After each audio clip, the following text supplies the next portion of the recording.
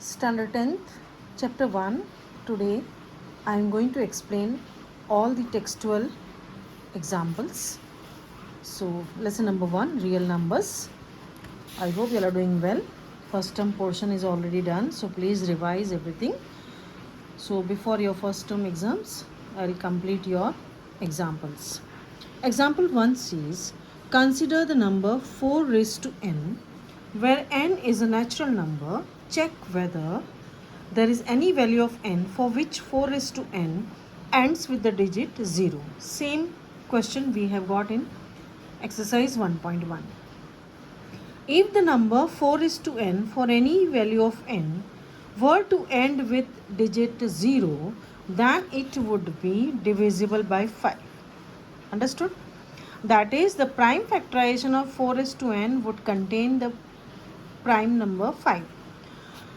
This is not possible because 4 raised to n is simplified as 2 whole raised to 2n. So the only prime number factorization of 4 raised to n is 2. So uniqueness of the fundamental theorem of arithmetic guarantees that there are no other primes in the factorization of 4 raised to n.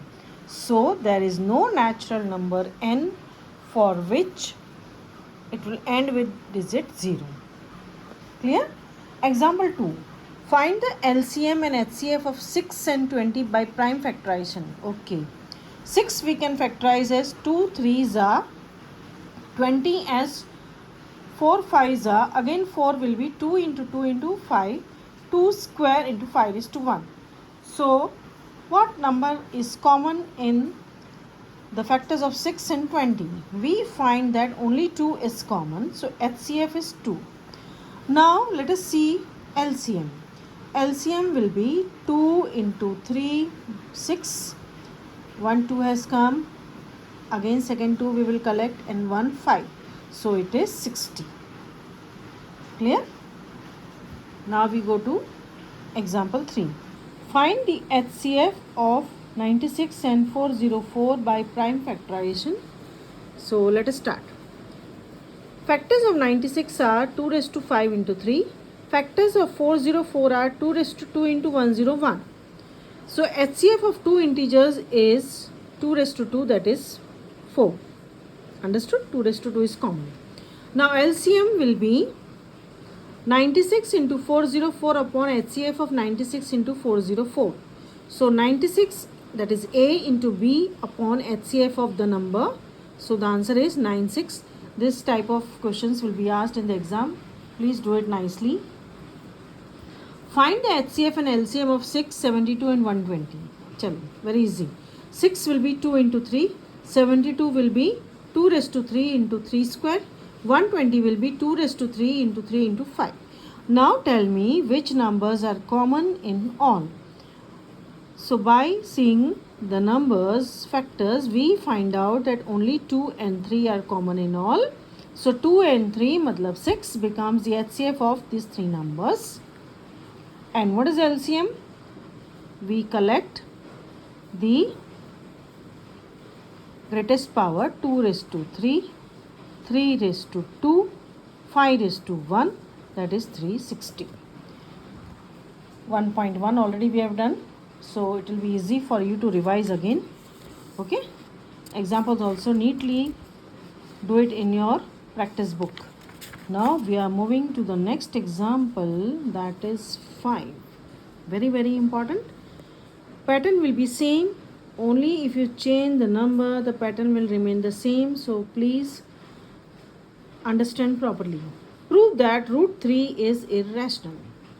Let us assume to the contrary that root 3 is rational. If root 3 is rational, then root 3 is equal to A upon B. Fine? A and B have a common factor other than 1. Then we can divide the common factor, assume that A and B are co-prime.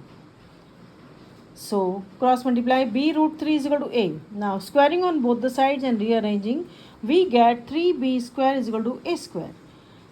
A square is divisible by 3, and by theorem 1.2 it follows that A is also divisible by 3. So we can write a is equal to 3c for some integer c. Substituting a, we get 3b square is equal to 9c square, that is b square is equal to 3c square. This means that b square is divisible by 3 and b is also divisible by 3. Okay. So what is our conclusion now?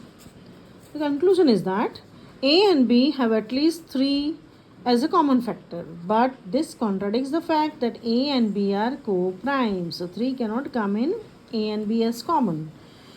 This contradiction has arisen because of our incorrect assumption that root 3 is rational. So we conclude that root 3 is irrational. ठीक है? Example 6. Show that 5 minus root 3 is irrational. Let us assume to the contrary that 5 minus root 3 is rational. That is, we can find out co-prime a and b such that 5 minus root 3 is equal to a upon b. 5 minus a upon b is equal to root 3. Rearranging this equation, we get root 3 is equal to 5 minus a upon b. Cross multiply 5b minus a upon b. Since a and b are integers, we get 5 minus a upon b as a rational. So is root 3 also rational. But this contradicts the fact that root 3 is irrational. This contradiction has arisen because of our incorrect assumption that 5 minus root 3 is rational. So we conclude that 5 minus root 3 is irrational. समझी क्या? So that 3 root 3 is irrational. Let us assume to the contrary that 3 root 2 is rational. That is, we can find out co-prime a and b such that 3 root 3 is equal to a upon b. Rearranging, we get root 3 is equal to a upon 3b. Since 3ab are integers, so a upon 3b is rational and so is root 2 rational. But this contradicts the fact that root 2 is irrational. So we conclude that 3 root 2 is irrational. Tomorrow we will see lesson number 2. Okay.